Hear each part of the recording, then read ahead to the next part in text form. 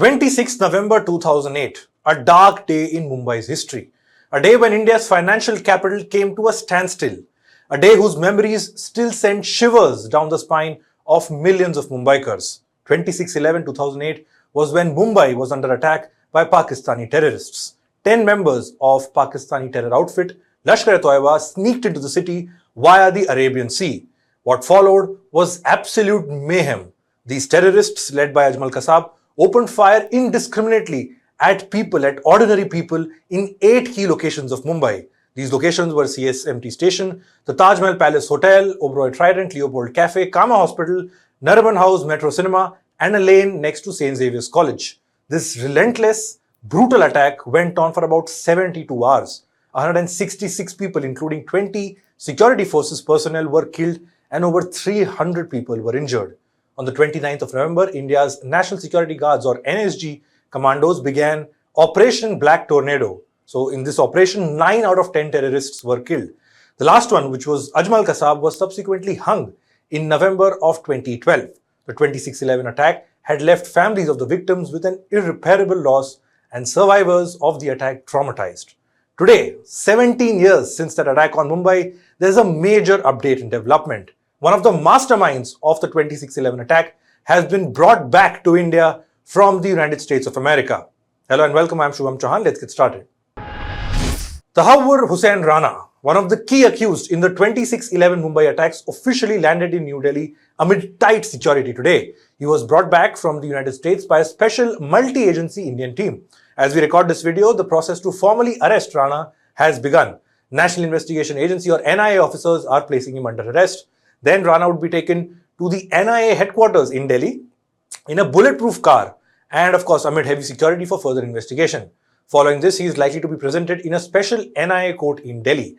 There, the agency is expected to seek custodial interrogation to confront Rana with evidence including emails, travel records and testimonies already collected over the years. Reports say 64-year-old Rana would be then shifted to Tihar jail in the national capital.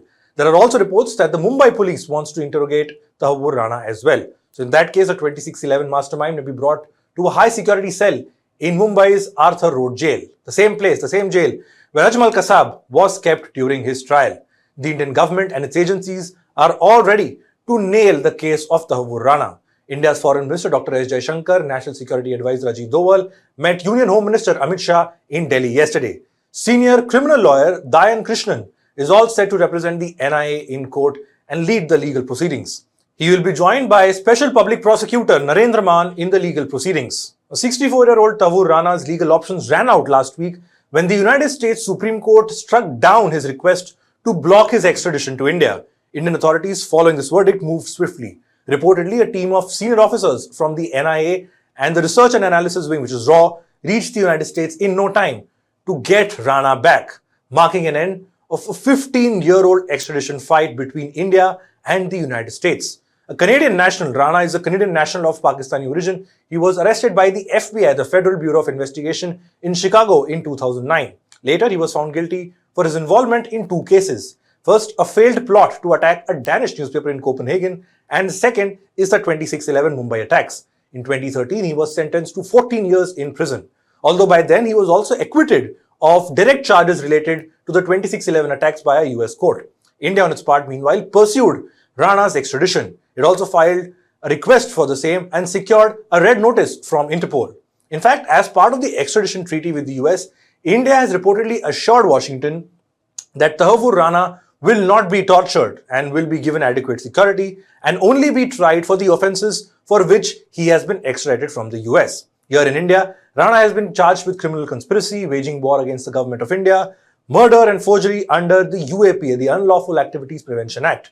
As far as the 26/11 case is concerned, the NIA investigation so far has revealed that Tahawwur Rana worked closely with his childhood friend and another key accused in the case, David Headley, to plan this carnage in Mumbai.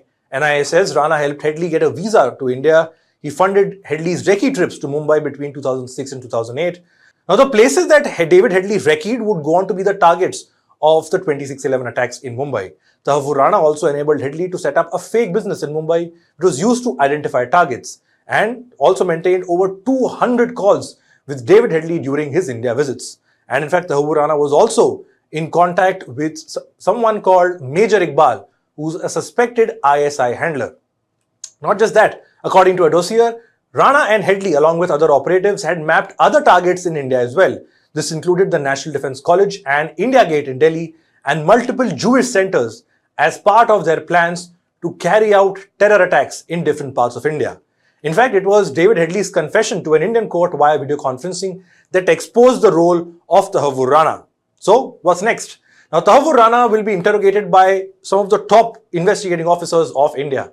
A special interrogation team made up of NIA officers, two intelligence agency and forensic psychologists who are trained in counter-terrorism and criminology will interrogate Tahawwur Rana. Now, given the high-profile nature and security situation, Rana would be kept away from public eye here in India. His court hearings too are also expected to happen virtually. The Times of India reported that the aim for this investigation will be to extract some more information from Tahawwur Rana about the 26/11 attacks. This includes details on the ISI, the Pakistani ISI and Lashkar-e-Toiba networks, and also their sources of funding. A senior official told the newspaper that getting Rana to talk won't be an easy task for the investigating officers. After all, Rana has been probed extensively over the years, and he would know the kind of questions he would be asked by authorities here in India. Now, leading the investigation, like I said, is the NIA. This agency, the National Investigative Agency, was formed in the aftermath of the 2008 Mumbai attacks. As things turned out, the head of NIA currently is someone called Sadanand Date, a decorated upright IPS officer who fought terrorists, including Ajmal Kasab, on that fateful day in Mumbai. Date was even injured in that gunfight with terrorists in Mumbai. And now it's the NIA under Sadanand Date that would leave nothing to chance to nail Tahawwur Rana's case in the Indian judiciary. Meanwhile, reactions have been trickling in all day on the story. The ruling Bharatiya Janata Party has hailed it as a victory for the Modi government. The Congress says that the actual groundwork for this extradition was laid during the UPA era.